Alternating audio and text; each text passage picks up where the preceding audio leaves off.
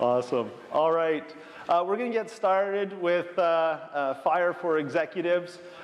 This is not going to be a technical deep dive, so if you were hoping to get really any sort of deeper understanding of the mechanics of FHIR, you know, the relationships between resources or any of the additional tooling, I'm going to skim over that at like 1,000-foot level. The deeper dives happen over in some of the presentations that are happening over at Code Camp.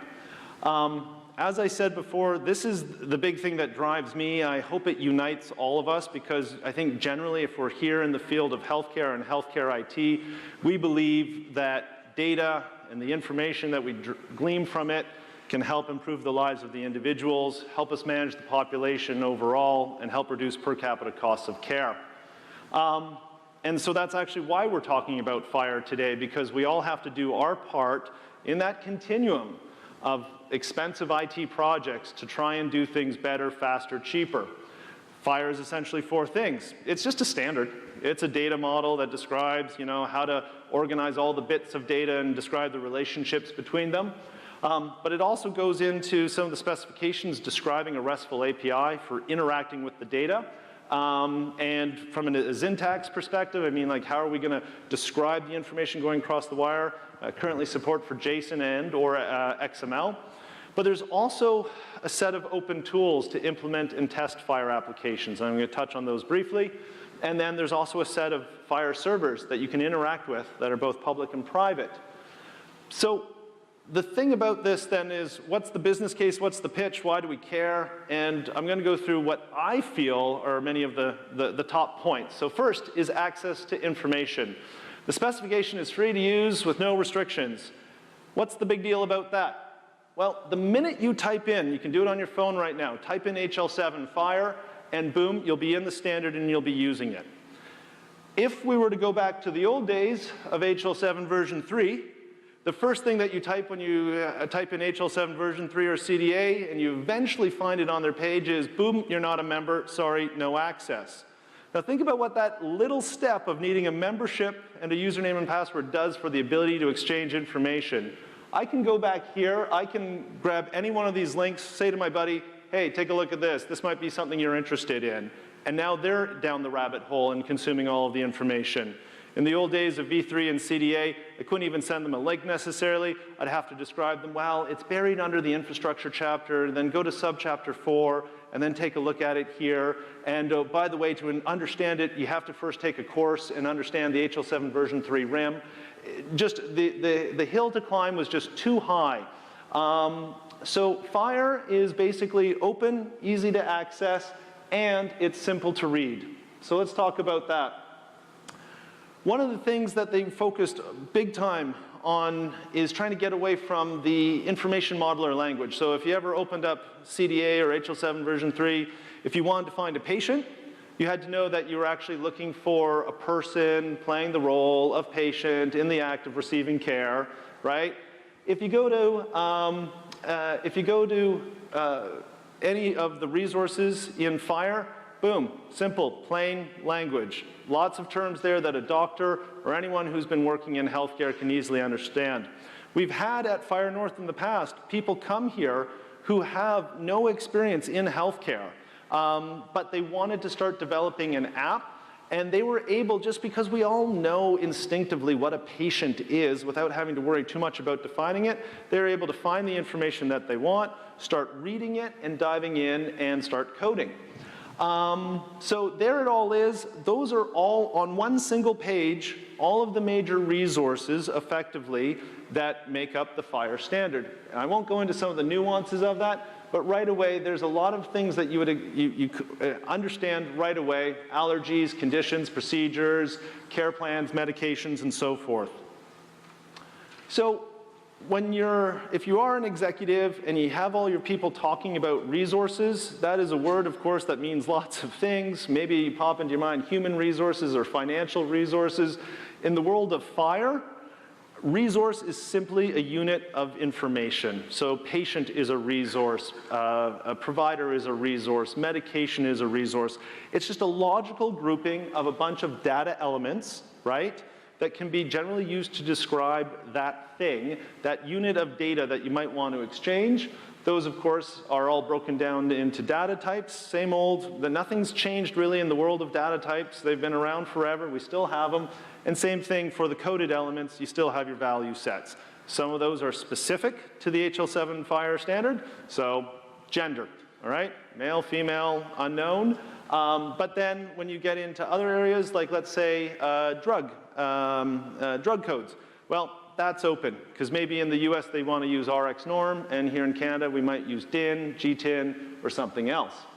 FHIR supports both messaging and document paradigms. So if you're used to doing things in a CDA world, you can do it in FHIR.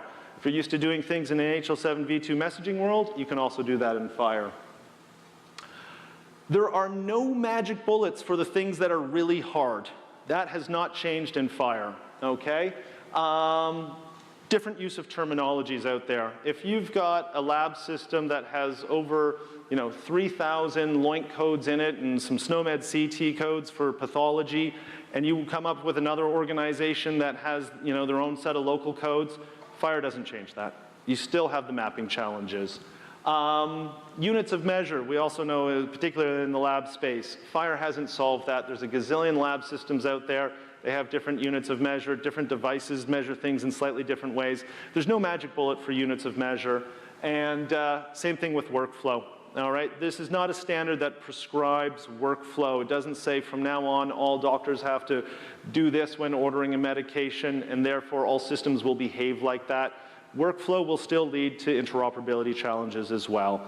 That's just the reality of the world that we live in.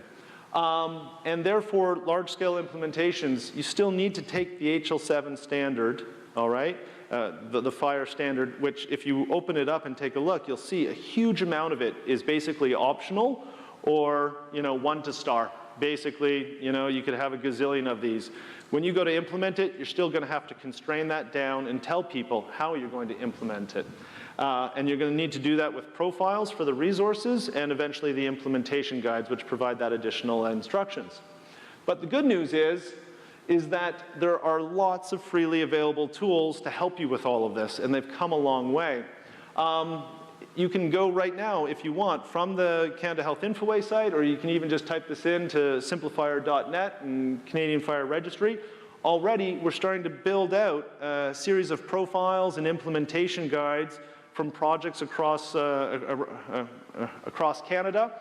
You also have, through that same registry, access to profiles and implementation guides from people around the world.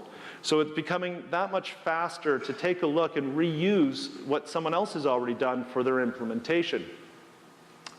So we've made it easy to access information. We've got common understanding, simple language. Everybody understands it. And now we also have the ability to do parallel development. So I said FHIR helps make things faster, helps you get there quicker. Well, think about what you have to do if first you had to build a system, right? Stand it up, and then allow all the points of service systems to then start their coding activities to try and connect to it. But now you can start doing things in parallel, right? We have all of these open FHIR servers. Of course, the people that are coding in parallel from the point of service, it's not going to be an exact of what your actual centralized system is going to be for the connection, but at least they can get going on it right away. And so we have this strong focus on implementation. We have strong foundation in modern web standards, support for RESTful architectures, and all of these multiple implementation libraries. So let's take a look at some of those things. If you go to the FHIR standard, right on the page, just right there is FHIR tools, FHIR servers. And I won't do it right now, but if you go there, you'll just see this growing list of available servers that developers can go off and start hitting now today, right? To try and see, hey, am I coding this right? Have I interpreted the standard right? Am I getting the results that I was expecting? And it's a lot more than just these. There's also, on this same page, there are organizations like MITRE and the Michigan Health Information Exchange that have put up thousands of realistic patient data so that you're not just coding in a total vacuum with, test Bob sort of type of case, but actual synthesized, is the term they use, patient data, so that you can start playing around with some of those more complex problem spaces. I mean, demographics is pretty easy, but once you start getting into someone with chronic diseases, gazillion lab results, DI reports, multiple conditions, you know, figuring out how are you going to work with that data, it's great to have that resource, and that's all available for people right now to start going in and playing with. Derek. Do you want to do questions along? Sure, let's do it. Yeah. This page actually highlights one of the things that I've been finding as a challenge. Let's hear it. You know, I work with a lot of open source projects. Yep. Low income countries. Yeah. They use the term low resource now. Low resource. So leveraging the free servers and so on, that's exactly what they're doing. Yep. And if we, even looking on this page, you look at CERN Sandbox, it's at DSTU2. Right. And between 2 and 3, there were a number of Big changes. Sure. So there's a project in South Africa that lit up what they lit up. They really liked FHIR. Yep. And their working version of MumConnect is inconsistent with what the balloted version of FHIR is going to be. Right. And they built it broken. Right. And that's just because it's been such a moving target. Right. So either they're going to have to say, I don't care about that, but that means everybody who's going to now connect into that infrastructure is going to have to forego all of the things that got fixed and all the things that got improved. Right. Because they got in a little too early. When's Right. the right time? When's the right time? So, awesome question. We all know that any standard and or even implementation is a constant set of moving parts, right? Like full stop, right? Things are always changing. And the amazing thing is how people look at how big of an impact is that change. I often like to say, you know, standards like FHIR, well, they got 80% of it, right? They got 80% of things standardized. But that 20% becomes a chasm to people, right? Because what did they do? Well, they probably standardized the things that they could get agreement on, so that those were the things that were relatively easier, right? So the folks that went in big on DSTU1 or DSTU2, or even right now DSTU3, before we get to the balloted normative version, right? How did they code things? Did they code things in a way that they can have parallel APIs? Where's our folks from the ministry, like who also had this same sort of problem with ICON and others? Or is Eric Labadie here from eHealth? No. But they all have great paradigms for basically saying, yeah, we accept that there's going to be change. We're going to version our APIs. And we're going to have a system that allows that, obviously, if you've got existing connections to those APIs, we're going to keep those up and running and keep those going. We're not going to force you to change. There may be a sunset path on those at some point, but we're also going to stand up the other APIs for those that want to consume them using the next version or the next set of changes, who want then the additional functionality that are going to come out of it. For me, the big thing is always is, does it matter? Right? Like, does it matter if they're on DSTU2? Is data flowing? Are they getting the results that they need? If it doesn't matter, then it's no big deal. There's no reason to stay with a standard just because it's the latest version of the standard. There's always got to be a business case for it. That's all I can really say about that. I mean, there's challenges. If you're asking a timing question, obviously things are getting a lot more stable with DSTU3. And if you look at the maturity, which let's see if I can go back there really fast. Those numbers, and this is a very old slide now, but those numbers beside the resources describe the level of maturity that they are. And if I were to go to the most up-to-date version of this, you would see a lot of 3s, 4s, and 5s, meaning that they've been well implemented, well adopted, and are not likely to change. So this is a very, very old slide. But the maturity level of many of the resources has gone through the roof. So they're not expecting nearly the same level of change as they did from DSTU2 to DSTU3. Huh? And I did preface that with this is a low resource environment. So their ability to devote the resources needed to just support a new API and then another one and then another one, they don't always have the bench strength for that. Sure. And when they've adopted it because of the attractiveness of being able to work in JSON and get things right. quickly, one of the roles of standards is to stabilize, is to be stable, right. to give somebody the ability to make an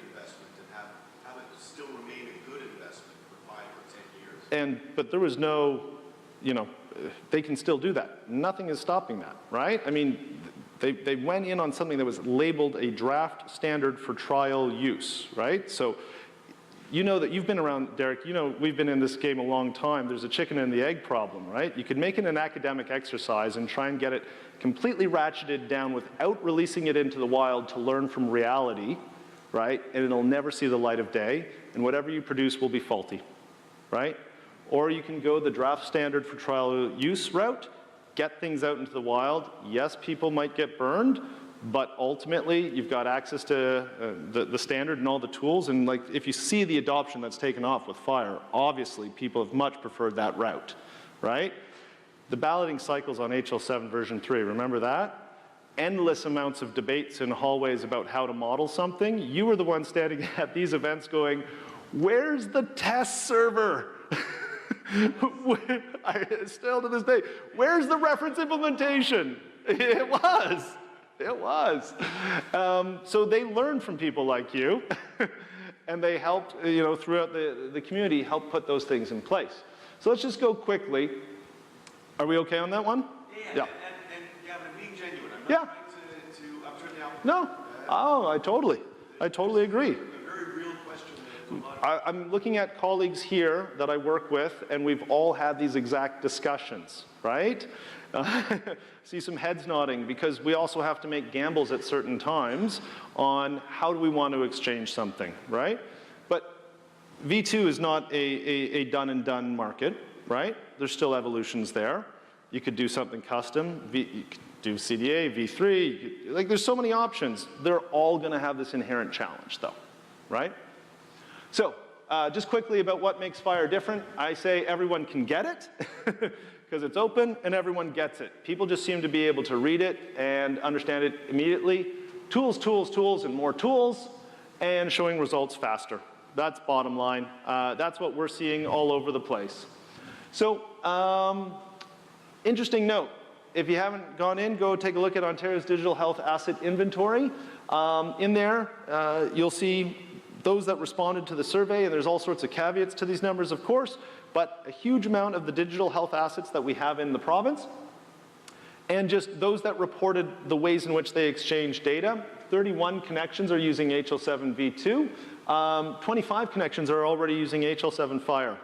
V2 has been around since the late 1980s, right? FHIR, well, you could argue when it's been around. Lloyd and I wrote our first article on it in 2012. We've been doing this conference for 4 years, so clearly it's been around a long enough time, but really we're seeing a massive uptake in adoption, full stop. So let's just talk a little bit about Smart on FHIR. So FHIR is just the standard, right? Just the data model, the ecosystem of tools, and all those other things. So we talk a lot, though, or you might be hearing a lot about Smart on FHIR, and there's a handful of problems we have in the marketplace, even with standardized interoperability. So let's say you're an EMR vendor and you've got a product. It works great for your general practitioner. And then you go to sell into maybe a community health center where they've got people practicing psychology, social work, nutrition. A lot of the fields and structures and workflow in your product don't necessarily work great for these different users. Whoops, oh, please don't tell me I have an auto slide on. Well, we'll go, I'll change that if I do. Or let's say you want to go into cardiologists. And they want to know, well, does your EMR do automatic calculations of cardiovascular risk scores? What about DICOM image viewing? Does it do that? Okay. Or maybe you're a statistical organization. You want to deploy indicator dashboards to EMRs to drive changes in clinician behavior, but your indicators may change over time. You can't pay every EMR vendor to hard code it once, let alone maintain it. Or what if you're an eHealth organization, you've got a provincial EHR, and you want to start deploying patient-facing apps, okay? Maybe it's for lab results or prescription instructions. Maybe even more crazy, we want to start having patients upload their own family health history, which is one of the greatest predictors beyond genetics. I do have an auto shift going on. Can you guys give me 1 second for a quick technical change? There we are. Really hope this part's being recorded. There we go. Look how quickly I changed that. But at the same time, for a province to develop, just a patient-facing app for, family health history, it's going to take time and money, and it's got to get competition with all the other, needs out there for upgrades to existing client registries and back-end HILs, whatever may be going on. So what can we do?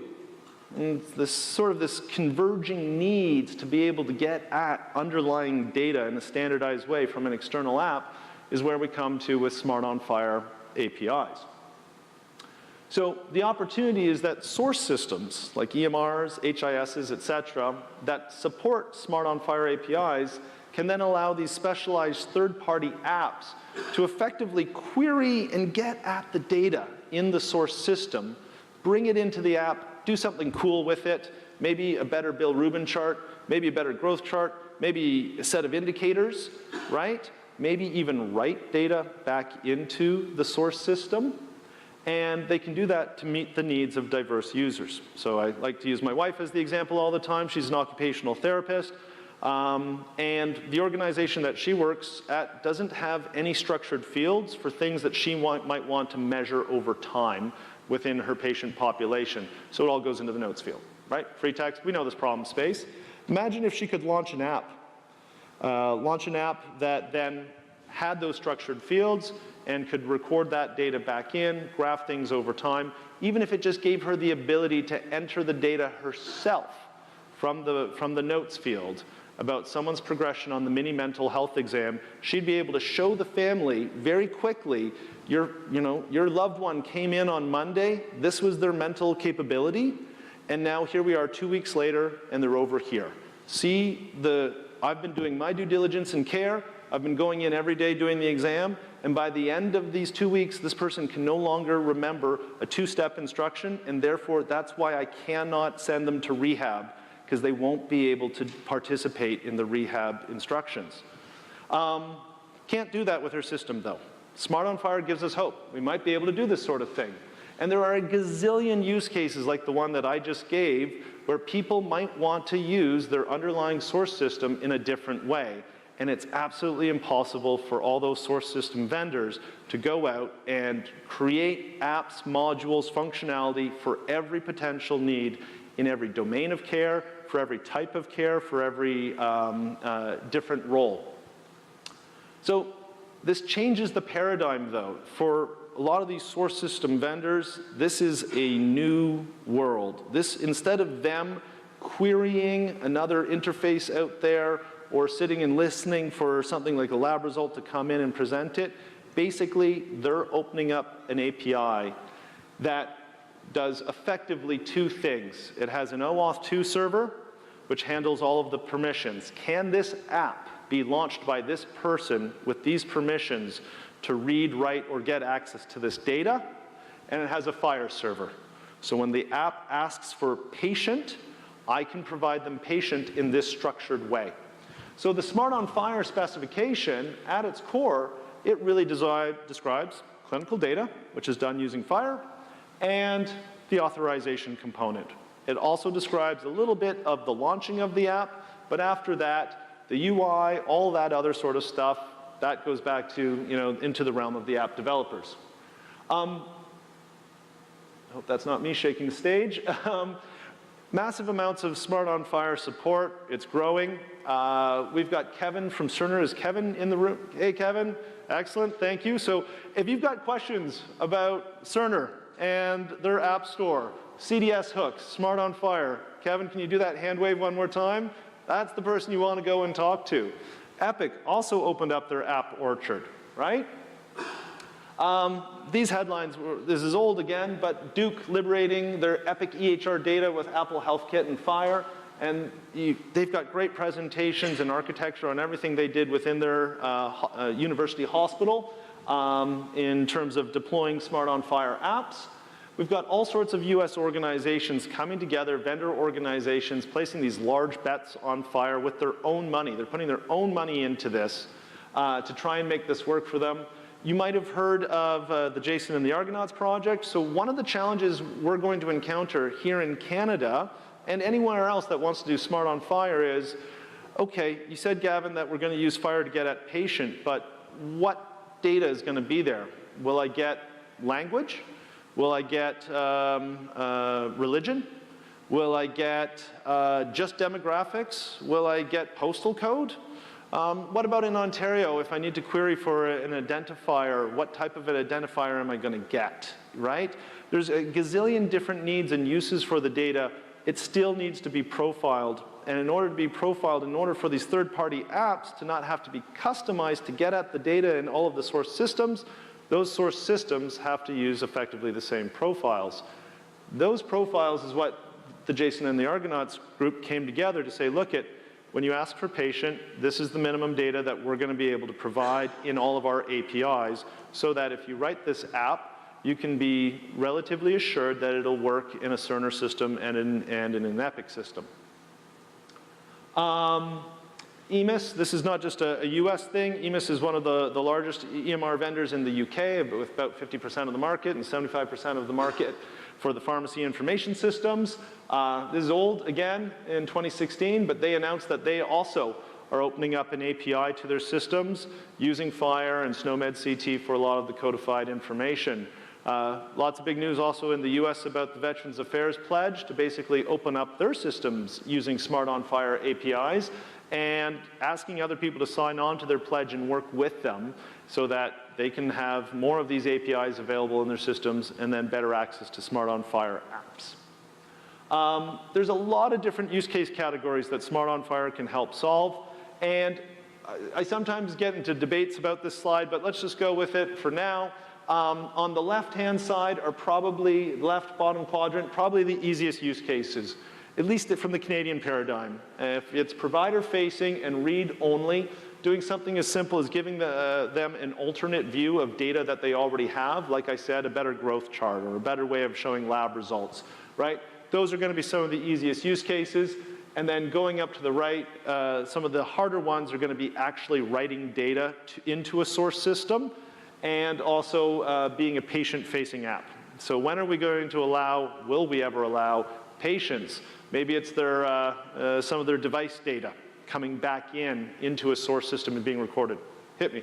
Yeah, where do you put overlay? Can you say that again? Where do you put prescribing? Where would I put prescribing?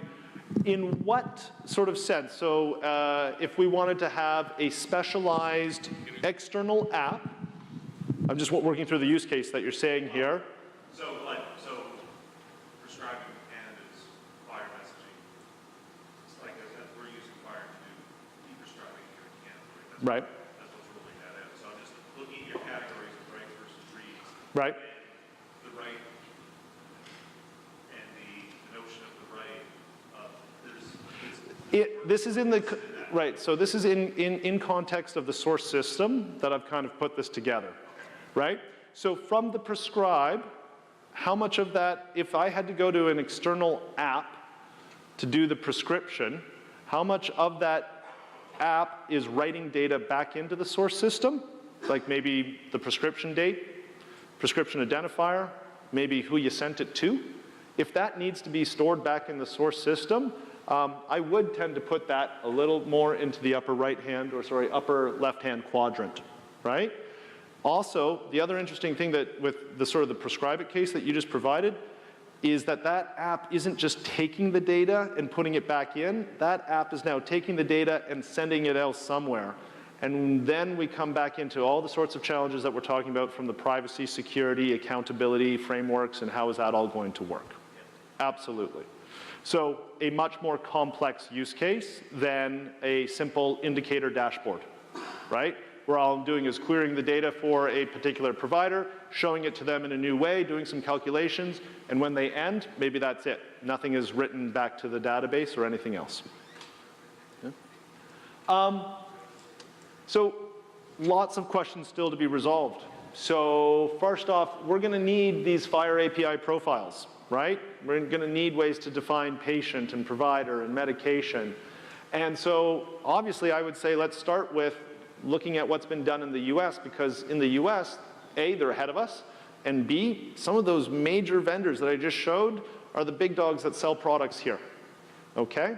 But then there's going to be questions that we have to think about. So I used the example earlier about RX norm for drug codes versus DIN or GTIN, right? So there's going to have to be some level of Canadianization of these profiles in order for them to work. And then alignment across Canadian jurisdictions. Raise your hands if you were a part of any of the pan-Canadian EHR standards work. Derek, yeah, there we go, absolutely. It was not easy to agree on what is a client. No. Right? So the good thing is, though, think about this, is we've got all that work that we did already as a starting point. We defined a lot of that data. And so we could use that as a starting point for going, okay, so collectively across Canada, we all kind of said this is the minimum data set for what is a patient. And now we could look at what was done with the JSON and the Argonauts project and go, okay, so how different are we, right? Then the source system vendors, well, they've got to figure out to play or not. And then for some of them, this is a pretty big change in architecture, right? Depending on your deployment model. If you're cloud-based, this is probably pretty easy, right?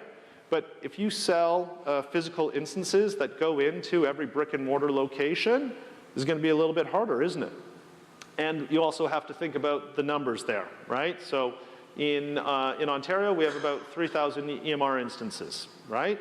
It's a lot to deploy if the majority of those are physical deployments, right? Timing, when to do it, right? So clearly in the US, right, lots of people got started on this. There was some concerns that they might be forced to do it. So they got together and they got going on it. Some people are going to wait and see, right? Lloyd likes to use the joke, RIM didn't know it needed an app store until Apple came along. And then they had to figure out how to get an app store really, really quickly. And it turns out maybe it just wasn't fast enough. Also, which apps? Right? Which profiles are you going to support? And what are you going to do? Are you going to do revenue sharing?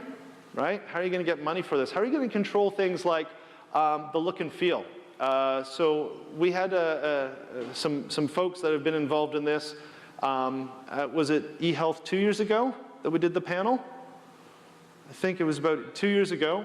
And one of the things he said is from their early experiences was when people launch a third-party app, they don't know that they're leaving the Epic or Cerner system.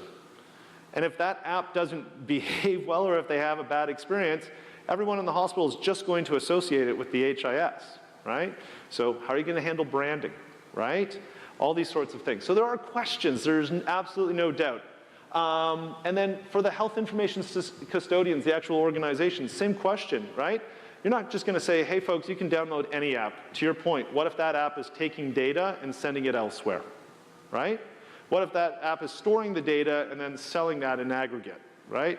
There are controls that need to be put into place. There's also questions about which people, right? So role-based access, right? And a lot of the Smart on FHIR, if you go and read the spec, it actually just assumes that the permissions you have in the source system will be the same permissions that apply to the app that you're going to launch. So if I'm an admin assistant and I don't get to see someone's lab results, then I launch an app and it's not going to be able to give me access to lab results. Sorry. Can you comment on lossy as it relates to FHIR? So, lossy, I don't know. So like losslessness of data, right? Because interoperability is this interesting thing where we say, well, if two systems are talking, do you actually have 100% of the intent and actual data moving across and how things can transform so that they can communicate? When you move into a situation where you're saying, like you're describing with Smart, where you're going to have an ecosystem of other apps that are plugging into a primary care system or what have you, and that might be reading and writing into that, if there's loss in there, then you're actually adjusting the clinical record from how the core system is doing it. Absolutely. So the core thing here that I always come back to, though, is still we bring back things to the human element. So the app is launched by a human, right, who's taking responsibility for what they're doing with the data, as well as what's being written back. So there's got to be that accountability mechanism. From the lossy perspective and the fact that, well, in the route that we just went from source system to glass, out to app that did something and presented it at glass, and then came back and wrote, along those ways, there was like 1,000 transformations of the data. If that's what you were getting at, in a certain extent, that's interoperability. We have that going on all the time. Anywhere where there's an interface, even the back-end database isn't going to have field structures that are the exact same names as what are going to be the fields for any particular data element, right, in a standard. There's always going to be mapping and transformation work that goes on. So, are you okay with it being this way? Like, sure, yeah. Is everyone else okay with it? It's your time.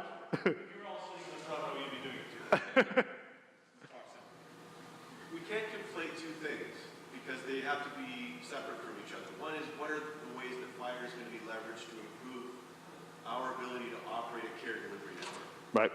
And there's all the patient safety stuff, and there's Christopher's stuff around Providence and making sure that, yep. right? Yep. And then the other thing, and it's mixed in here, is the ways that FHIR lights up a market. Right. And the healthcare market is not allowed to undermine the care delivery network. Right. Because the role of a publicly funded healthcare system is to be a good care delivery network by high-quality patient-safe care. Yeah. I'll tell you something straight up. In the U.S., they don't care about the care delivery network nearly to the degree they care about the market. It is significantly. I don't know. I mean, let's take a look at what some providers have to do in the U.S. from the amount of care and the amount of paperwork they have to do just to prevent litigious society factors coming back to bite them. Their abilities as jurisdictions to exert governance on that care delivery network are weaker than ours. Sure. And you're lamenting this a little bit, but there are also fewer restrictions. So your comments about, arguable, but okay. I did whatever I did, right. It's up to the provider. Yeah, it's up to the EMR to be a Class 2 medical device. Right. In Ontario. Right. That's not the case in the U.S. They're worried it'll hamper innovation. So we do have a bit of a different environment. Sure. Working, and I think that's going to affect the pace at which FHIR can 100%. And also, I think is going to affect the timing around when this will be ready for prime time because of those extra hurdles. Yeah. And I don't find that those extra hurdles are a bad thing. Right. I mean, maybe not. Gavin, I live here, you live here, our kids live here. I like that our care delivery network has those focuses. So do me a favor, go talk to James, all right, about what UHN has been doing with Smart on FHIR within their own four walls. Obviously, it's a lot more than four walls, but the point is that you can even use the framework, right, inside your own accountability structure, within your own zone of safety, to then have researchers accessing data and doing stuff with an app that makes their life that much easier. You can do stuff with patient surveys. They've come in, you hand them a tablet. I've already got your demographics loaded in. I didn't make you type it in all over again, right? You've got your ID, boom, there you go. And a few other questions, right? You can use the same framework, right, without even worrying about the commercialization aspect, right? Just to even do better care within your own four walls. Now, James Agnew, his relationship with University Health Network is what I'm referring to, sorry. And it's a large academic teaching hospital with large IT resources, obviously. So this is not going to be the same case in a sole practitioner clinic, right? Unless they're particularly skilled and unique in that sort of way. But there's a lot of power here. There's a lot of promise here is what I'm talking about. And my whole point of putting up this slide is because I'm not a sales guy. I'm a balance guy. And these are the types of things that we have to resolve. But I think we can achieve them. Okay? So to that point, though, all this also just means more choices, more complexity. It gets harder then to evaluate costs. There are numerous projects going on across the province, at least that I know of, where Smart on FHIR now adds another architectural paradigm to consider, right?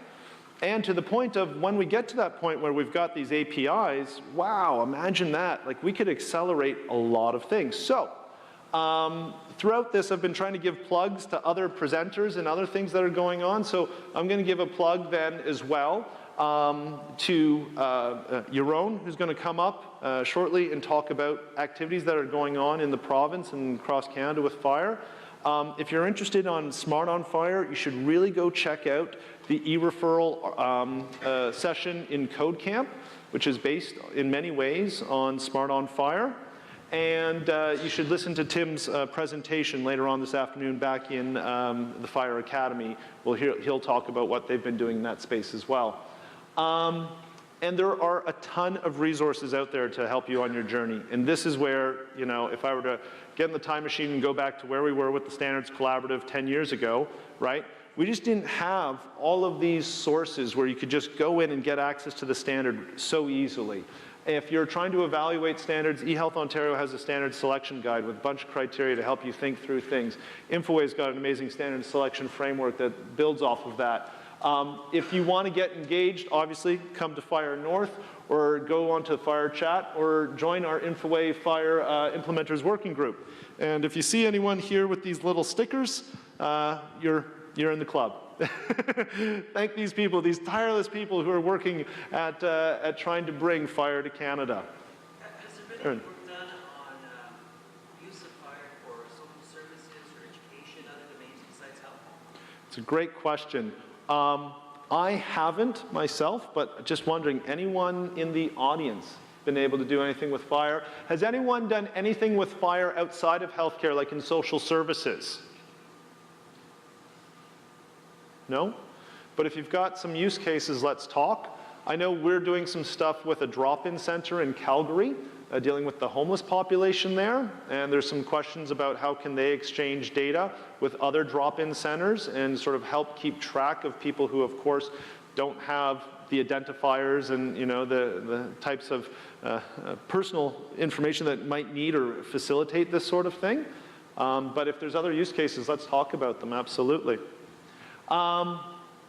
And lots of forums. The helpful groups, it's a wonderful, inclusive community. If you've got questions, you fire it out there, and people respond in no time. So get engaged, and lots of opportunities to give back.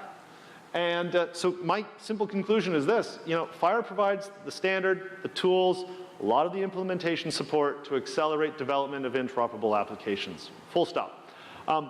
It talks about, when I say human aspects of interoperability, I mean those like barriers to like, how can I find out about this? Where can I get access to this? I don't mean workflow, right? I've been called out on that as people being confused. Workflow is still a challenge. But it really does, I think, within our world of trying to develop applications and get systems flowing information, I think it gives us hope for achieving the triple aim of care. And that's it.